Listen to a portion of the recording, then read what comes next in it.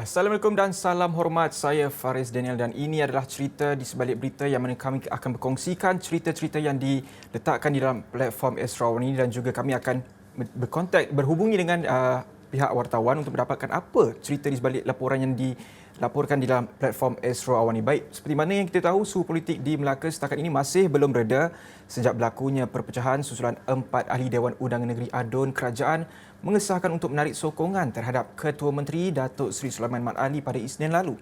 Dan sebentar tadi, ada 2 sidang media susulan daripada kemelut politik yang berlaku yang mana Pengerusi Pakatan Harapan PH Melaka Adli Zahari ada membuat kenyataan berkaitan tindakan mengheret negeri Melaka ke fasa darurat bagi mengelakkan pilihan raya negeri PRN adalah satu tindakan yang bakal merosakkan ekonomi rakyat dan negeri.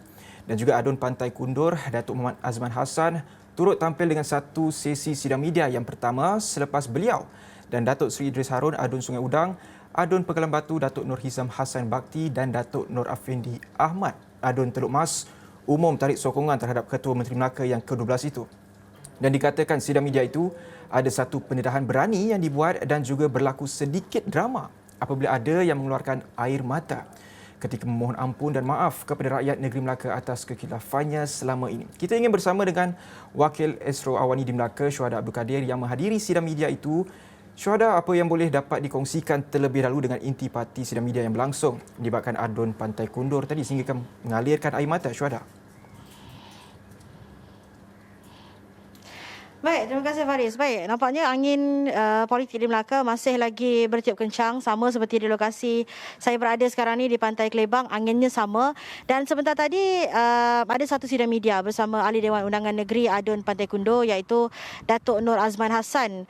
Yang mana seperti yang Faris sebutkan tadi, Datuk Nur Azman mengalirkan air mata, memohon maaf kepada rakyat negeri Melaka atas segala kekilafannya kerana beliau antara 4 wakil rakyat ataupun antara 4 ADUN yang terlibat berpaling tadah mendakwa hilang kepercayaan kepada pimpinan Ketua Menteri Datuk Seri Sulaiman Mat Ali sehingga kerajaan UMNO pimpinan Datuk Seri Sulaiman Mat Ali hilang majoriti.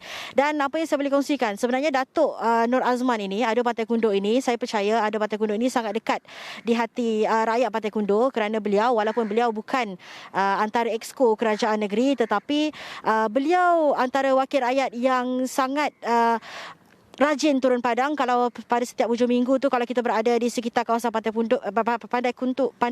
Kundur, contohnya di sekitar Pantai Puteri itu, kita akan nampak kelibat Datuk Nur Azman sangat mesra dengan rakyat. Setiap petang beliau akan duduk bersama penduduk-penduduk di Pantai Kundur di sekitar Pantai Puteri itu, Faris.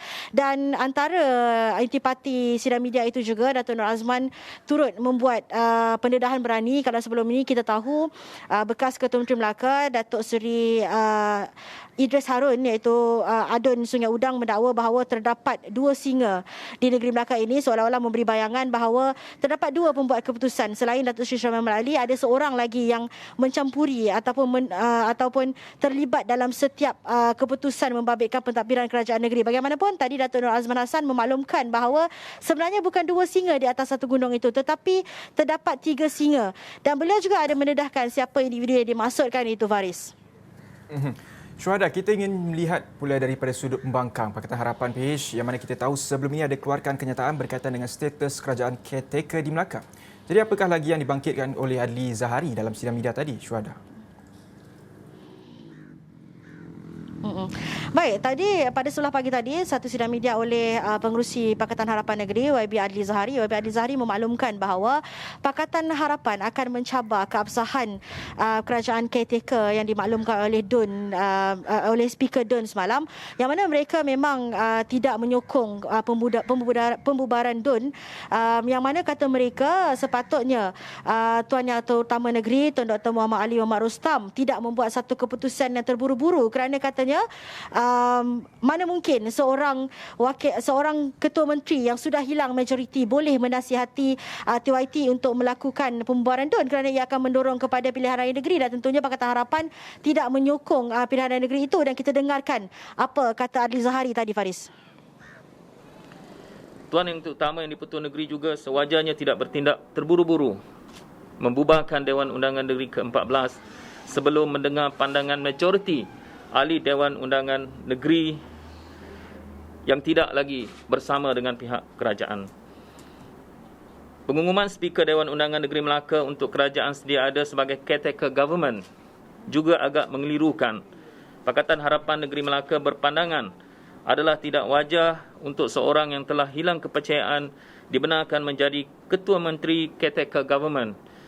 Mengambil kira apa yang berlaku pada 2 Mac 2020 sebagai Presiden kes, apabila saya hilang kepercayaan sebagai Ketua Menteri Melaka, tugas pentadbiran kerajaan negeri dipertanggungjawabkan kepada Yang Berhormat Setiausaha Kerajaan Negeri sehingga Ketua Menteri baharu dilantik.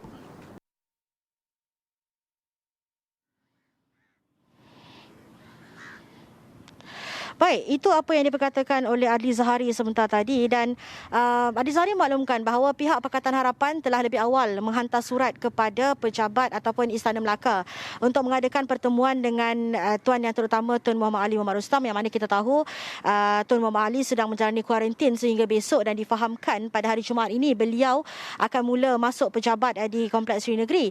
Dan sehingga kini Adli Zahari maklumkan bahawa pihak Pakatan Harapan belum menerima apa-apa surat maklum balas daripada istana. Adakah mereka dibenarkan untuk berjumpa TYT bagi mempersembahkan bahawa mereka telah mempunyai bilangan majoriti yang cukup.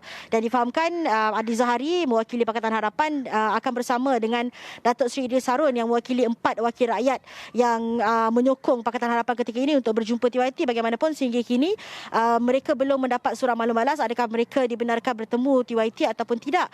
Dan selain itu juga Adli Zahari maklumkan juga bahawa PH Melaka tidak bersetuju sekiranya darurat terpaksa dilaksanakan kerana mereka mengambil kira bahawa ketika ini Melaka baru saja memasuki fasa ketiga Pelan Pemulihan Negara, yang mana katanya impaknya amat besar kepada penduduk ataupun rakyat negeri Melaka ini, yang mana kita tahu negeri Melaka merupakan sebuah negeri pelancongan dan katanya sekiranya darurat terpaksa dilaksanakan ianya akan memberi impak yang sangat besar kepada ekonomi negara itu, Faris.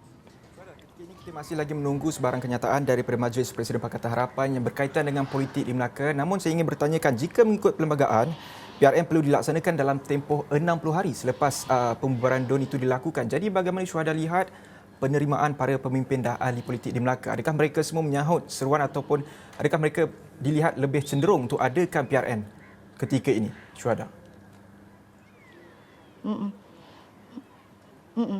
Baik, kalau mengikut Perlembagaan 7/4 Perlembagaan Negeri Melaka, yang mana sekiranya seorang Ketua Menteri sekiranya sudah hilang majoriti, sudah hilang defisit, beliau perlulah melepaskan jawatan. Bagaimanapun semalam kita tahu Speaker Dewan Undangan Negeri Datuk Seri Abi Rauf Yusof memaklumkan bahawa Tuan Yang Terutama Tun telah bersetuju untuk membubarkan DUN. Dan kalau berdasarkan perkara 19/4 Undang-Undang Tubuh Kerajaan Negeri Melaka, apabila DUN dibubarkan, satu pilihan raya hendaklah dilakukan dalam masa terdekat. Kalau bercakap soal sentimen ahli parlimen, ahli politik di negeri Melaka ini, adakah mereka bersedia? Seperti kita tahu semalam juga Timbalan Presiden UMNO Datuk Seri Muhammad Hassan ada mengadakan pertemuan ringkas dengan ahli-ahli politik di negeri Melaka ini, yang mana kita tahu Barisan Nasional Melaka juga sudah menggerakkan jentera. Saya pasti juga sebentar tadi Adli Zahari juga memaklumkan bahawa sekiranya pilihan raya negeri merupakan pilihan terakhir untuk menentukan siapakah yang akan mentadbir kerajaan negeri ini, mereka sentiasa bersedia, Faris. Seperti yang Syuhada sebutkan, ahli politik dilihat sudah bersedia untuk mengarah ke menuju ke arah pilihan raya negeri yang akan diadakan tidak lama lagi. Jadi Syuhada juga pernah melakukan tinjauan untuk mendapatkan reaksi rakyat berkaitan dengan politik di Melaka.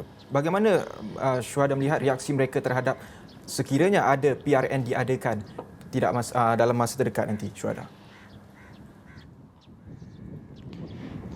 Baik, sebenarnya saya berada di Kelebang ini. Sebentar tadi saya sempat bertemu bual beberapa rakyat Melaka yang sedang bersantai di sekitar pantai Kelebang ini.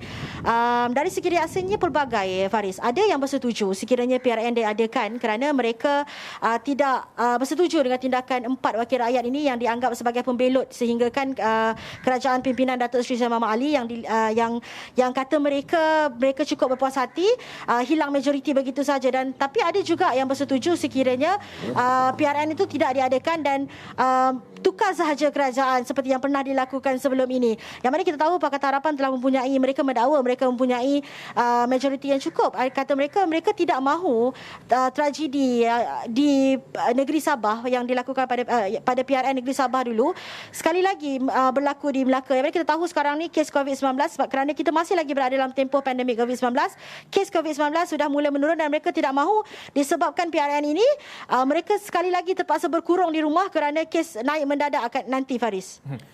Dengan apa tinjauan yang Syuhada lakukan tadi, adakah Syuhada melihat ada di antara mereka yang enggan pergi keluar mengundi kerana mereka takut ialah sebarang peningkatan kes COVID-19 dalam masa akan datang, kerana kita tahu kesannya melihat kepada PRN Sabah sebelum ini, kita tahu jangkitan terus melonjak naik dan juga kita sedih kerana sebelum ini kita dapat lihat keadaan COVID-19 terkawal. Namun sekiranya diadakan, adakah mereka takut untuk keluar mengundi, Syuhada?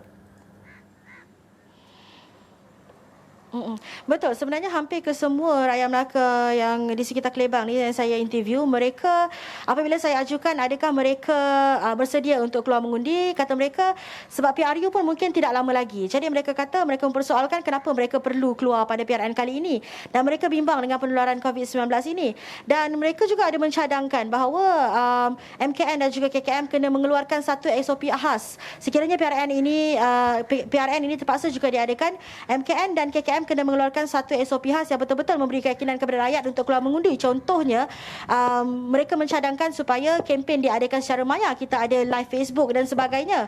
Dan juga hari pengundian tu kalau sebelum ini diadakan 1 hari, mereka mencadangkan hari pengundian itu diadakan 2 hari, Faris.